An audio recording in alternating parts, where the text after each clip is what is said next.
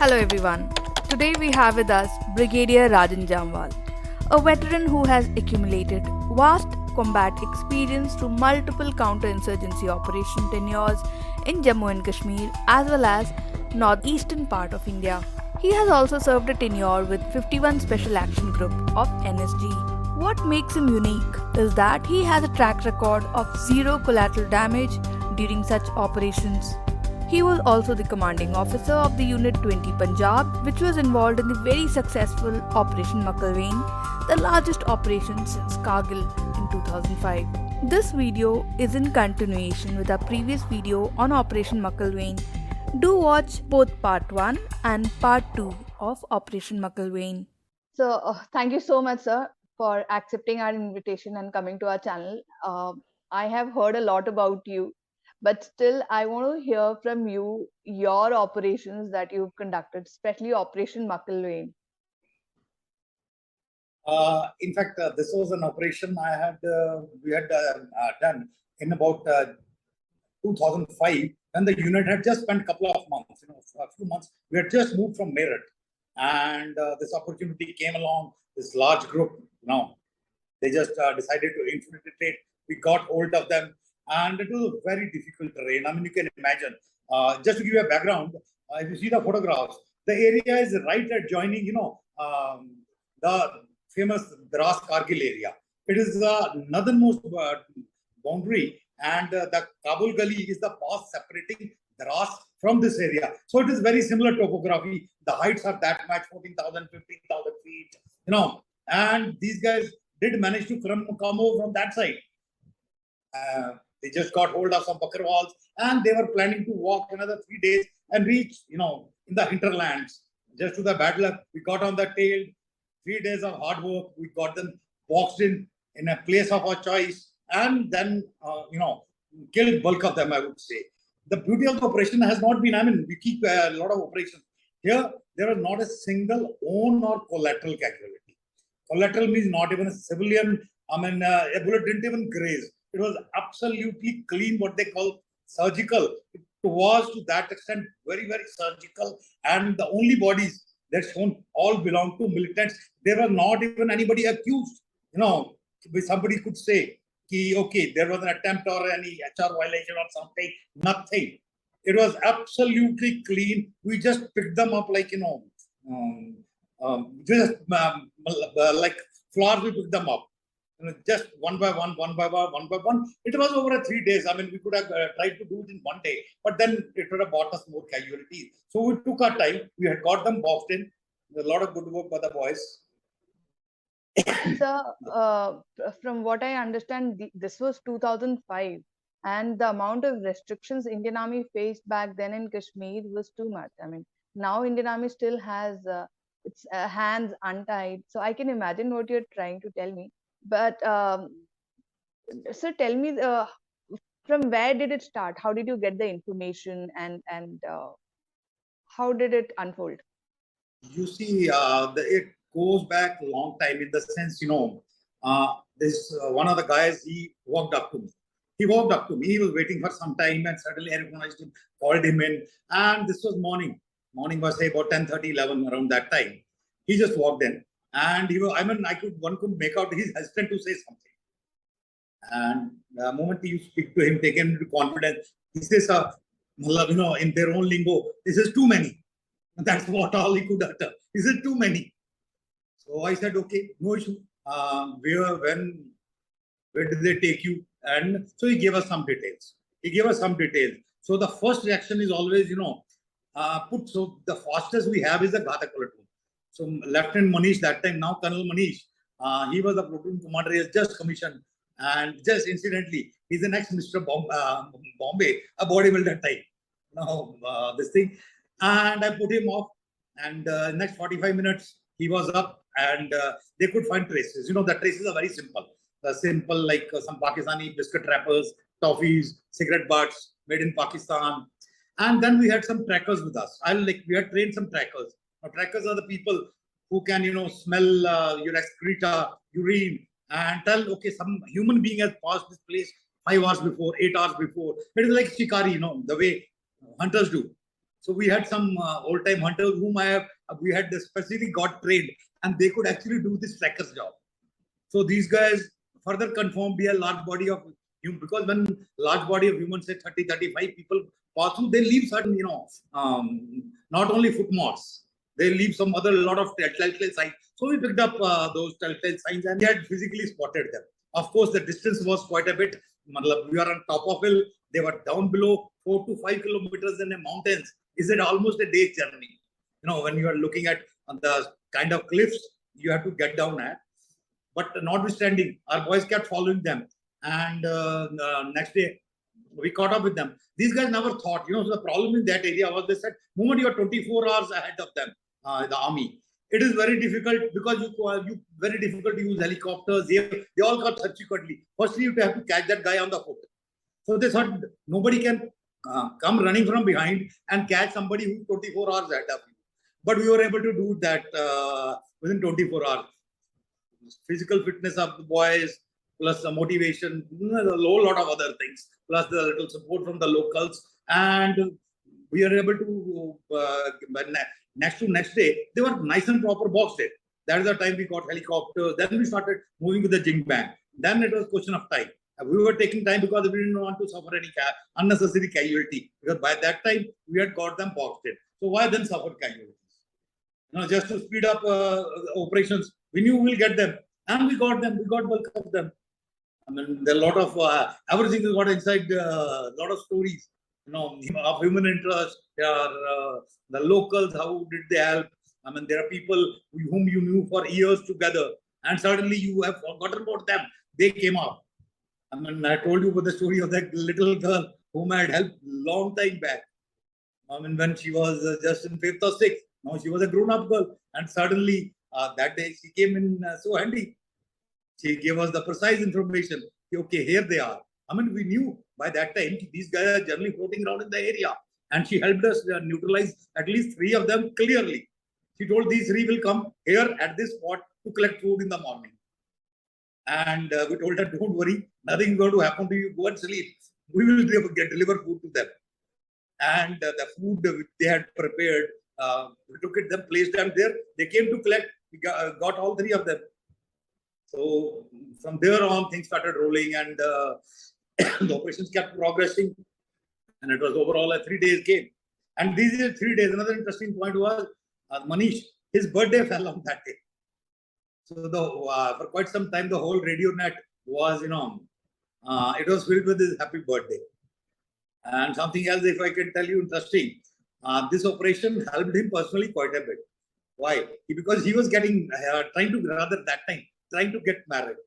And his now father-in-law was quite opposed to him because he thought, the typical Mumbai, of course, happily married with a couple of kids. These are the human interest stories, This operation changed lives of a lot of people. Right. So, initially 16 kills were reported. Yeah. Right, and then it increased. In fact, there are theories which say up to 25 terrorists were killed, and this was the largest operation after Kargil. How did that happen? How did it unfold? You see, what happens is the basic, whenever in such an operation, what happens is they get invariably orders from top. Okay, so many people. They tell them to hide the bodies, so that the conducting unit of the army, we cannot claim credit. The game is like that. So they get orders from top. In this case, what they did was they tried to throw the bodies of the surviving guys into a very fast-flowing river, Kishan Ganga. You see, the Makalwain Nala finally joins Kishan Ganga River, and Kishan Ganga River floats out into Pakistan. Of course, it is called Neelam River there. So they threw the bodies, and some of them who got hit in the bullets, they jumped into the rivers. They jumped into the river. They knew they were going to die, but they jumped into the river. At least their bodies would not be found. So, it was almost a fishing expedition. I'll share some photographs with you. We will show we had to physically fish them out from the waters. And in the process, some of them, the bodies would have, because it's night, some of the bodies would have flown to Pakistan. 18 is what we could get. And by the time the operation we had formally closed, we got 16 bodies. Thereafter, we were able to recover 2 more bodies. 2 more bodies. And fortunately, all 18 were Pakistani terrorists. There was not even local terrorists. And so there were, that is why it was a very clean kind of operation. All 18 Pakistani. So it is the number of bodies we were able to produce. Initially, by the time the operation formally concluded, 16 bodies were found. 2 bodies when we were closing in, as the party was coming back, we found 2 bodies en route, stuck under a rock or something. This is how it happens, Somebody spotted, says, oh, there is somebody lying there. So we had a look. I said, there's a body. That's also a body. So we again fished it out. So 2 more bodies we found. So it became a team. From what I understand, initially you were given orders to catch one of the guys alive, and Lieutenant Manish and Subedar Sukhwinder, they tried their level best, and then there was Major Kesar and Major Vishal. So can you just elaborate their roles, and of course yours, because you took the risk. This was a very hardcore terrorist. I was with my doctor and we were looking through the binocular. So this guy was, his one leg was out. So one of the machine guns, this thing, we had plastered him nice and proper. Must be at least 15, 16 holes in his leg. You could see blood flowing like anything. So my doctor tells me, he says the amount of blood this guy has lost, he will surely conk off by morning. There is no point, this. Now, next day, early morning, I sent Vishal, in fact. I said, Vishal, go and check on him. Because we were searching and the operation was continuing. And Vishal went to check on this guy. Although he didn't have enough strength to take his leg back. His leg was just hanging outside. But he could fire back. So that means he was alive. He fired a few shots at them. Now, that is the time we came to know. So I was, in fact, telling the doctor, I said, what kind of thing you were telling me this guy will? He said, he should have died. He says, he should have died, a normal guy. He says, but then these guys generally take painkillers, They have, as a part of the kit, the morphine injections. So generally, they inject themselves with morphine. Basically, it's a painkiller. So he says, he may have tried something, and because he certainly knows he's going to die. Because the amount of blood he has seen, which has flown out, so he knows he cannot move. He's immobilized. So he's such a guy, his psyche is, okay, I'm going to die. So let me take down as many before I go. Now, why should I fall into his trap? Because we could have tried to capture him. In fact, we did try to capture him. But the moment I realized, this is going to cost me some lives, my boys. So that time, the decision making becomes a little different, So then there was one single shot, and his head was blown off. And there he was. One dead guy is better, True. It's always difficult. We did get orders to catch him alive. To be honest, in hindsight, I can say we did not carry those orders out very seriously. Because I, as being the commander on ground, for me, my responsibility of my boy's life was always more important than anything else. And my boys knew the reasons why we were doing it. Understandable, sir. Absolutely understandable. So, from what I understand, there was, I understand Subedar Sukhwinder and Lieutenant Manish were buddy pairs. Yeah. No, they were not buddy pairs. You see, he was the platoon commander. He's the number 2, Sukhwinder. Now, what happened was the Ghatak platoon itself came under fire. You see, what happened was these guys were having lunch. That was the second day rather. These guys were preparing lunch. They had no idea at all that we had surrounded them. So when these guys crept up, these guys had no idea. So they radioed me back, sir. We can see a whole lot of them, cooking food. They're cooking food. So that is the first burst we were not expecting. We got many people down. But what happens is, immediately your headquarters asking, how many you killed? I said, I have seen people falling. How many of them have got killed? There's no way I can tell, That is only once I reach that area. It is sanitized. When I count the body, 1, 2, 3, I will be able to tell you. Here I can tell you, okay, we fired. A lot many we saw dropping. A lot many droppings were said. But moment after that we happened. Some of these guys are holding 2 small hillocks sideways. So they pulled my Ghatak down. Now it became very intricate for me to save my Ghatak crew, to get them back. So in the process of extrication, Sukhwinder played a big role. It is something like he tried to, one more boy, diverted their fire so that another party of mine could come and cover with their withdrawal. So he played a very heroic kind of a role where he ran with one more boy, and these guys started firing at them, and in the process, the rest of my Ghatak could fall back to a slightly safer location from where they could go up to a much greater height, and then of course get in contact again.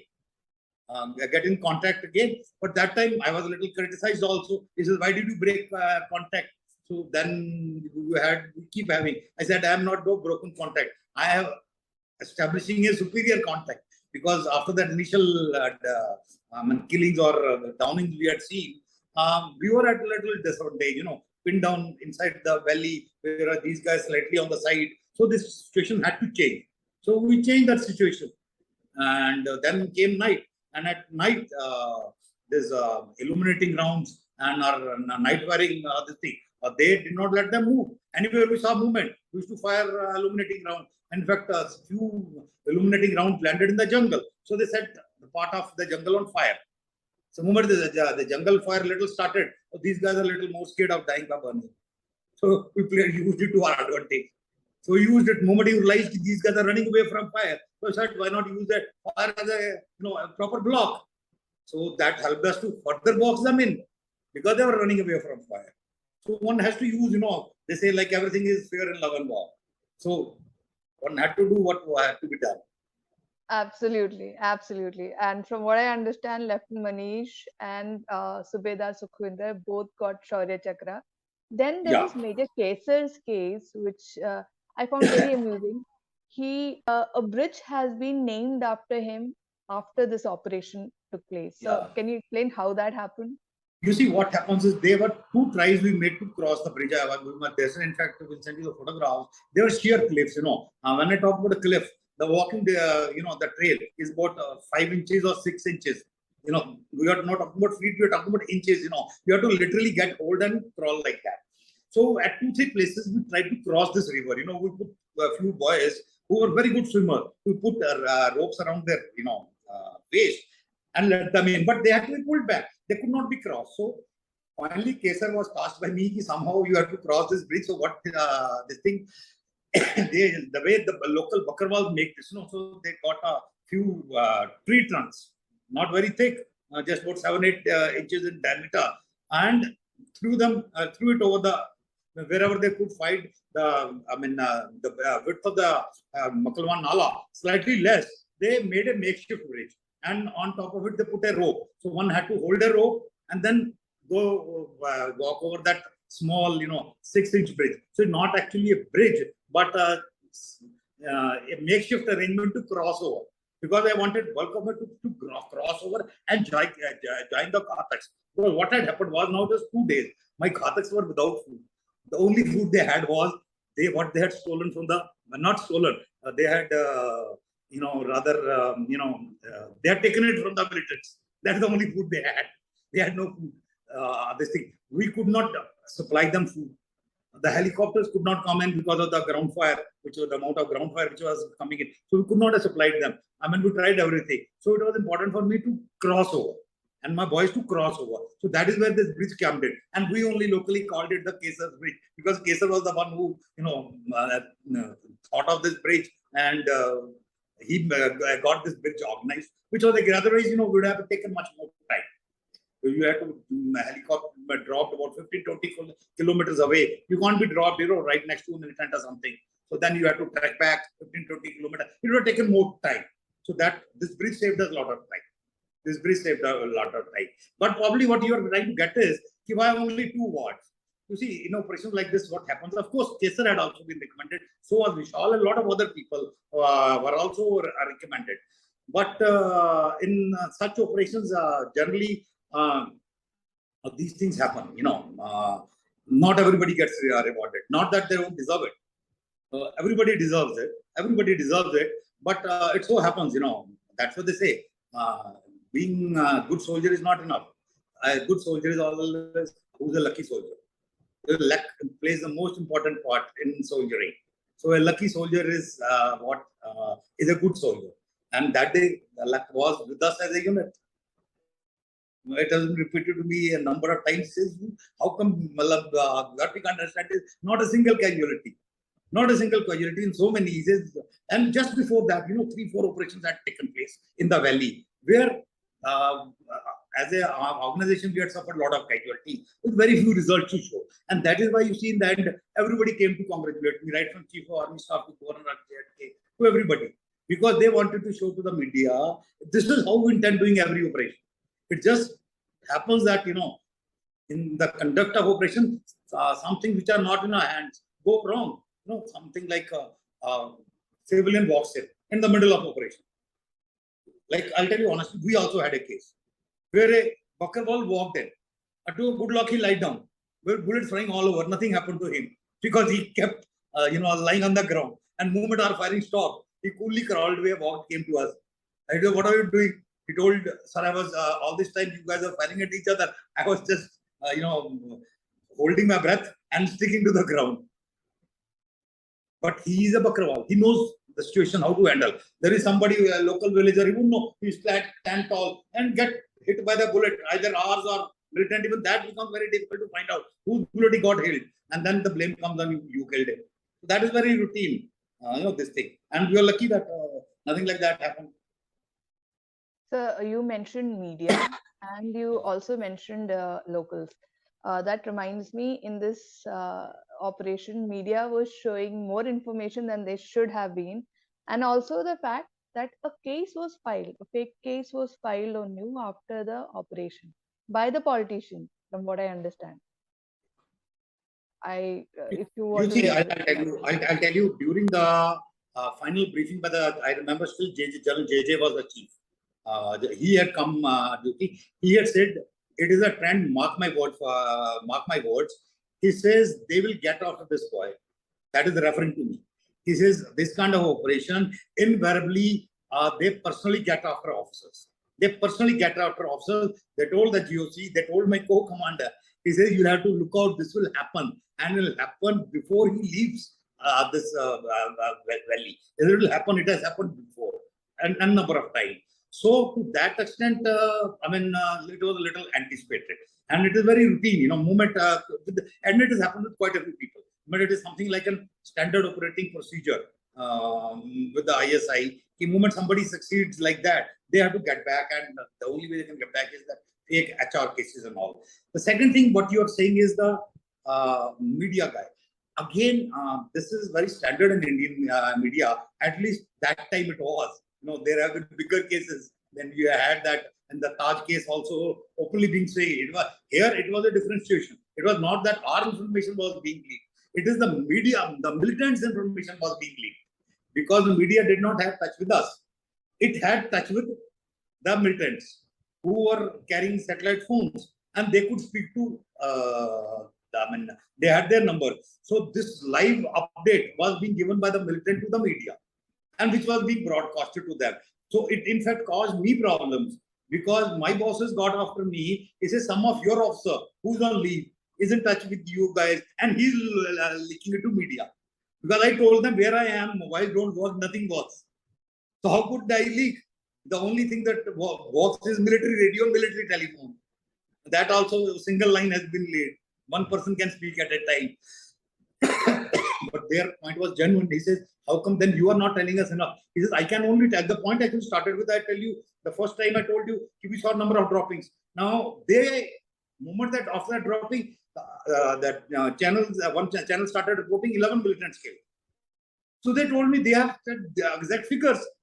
So you have told me I have seen a lot of people dropping. I said, I can only truthfully report what I have seen. I have seen a lot of people going down. How many of them are actually dead, or somebody could buy a bullet in his stomach and still be alive, but he will go down temporarily. So I can't be sure he's killed or not killed until I see his body. So that was the difference, because their bodies were right in front of them. So they could tell. Of course, they were also telling, I told them, that part I can assure you, there's nobody from, because I cannot hide my casualty. There is no way anybody in Indian Army can hide our own. We can hide our own casualty because finally the dead body has to reach his village. There's a whole lot of things, and everybody will come to know. So there is nobody. Is it that I can tell you? Nothing has happened to anybody. How many of they are killed? Lot many, but how many exact numbers I cannot specify. This was the point of dispute between my headquarters and me. He says, why can't you give a specific number? He says, because I don't have it, and they had it.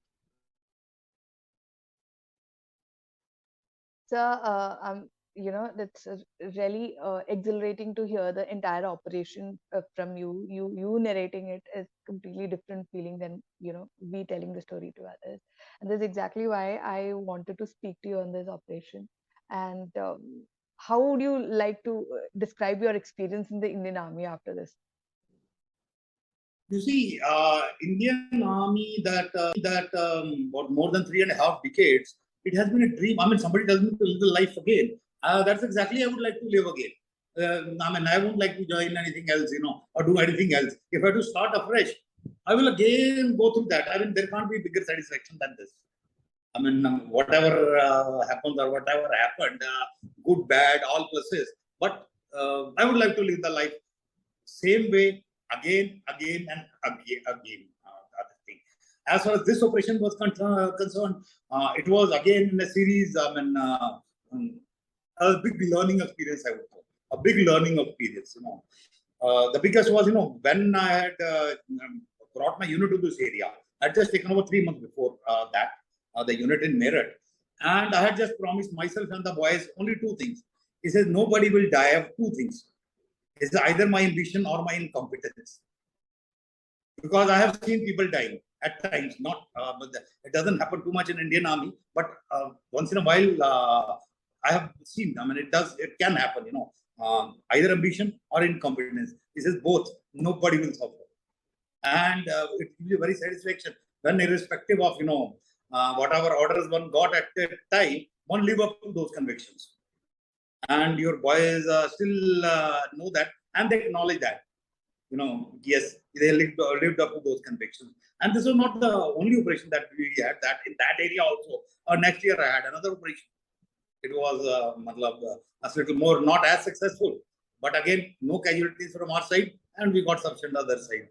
And so the operations were a continuous process in that area. There was a time when my unit, we had more kills in that area than the rest of the corps combined. The other 3 divisions, each division with 3 brigades, each brigade with 3 units, and we had more. We had killed more people.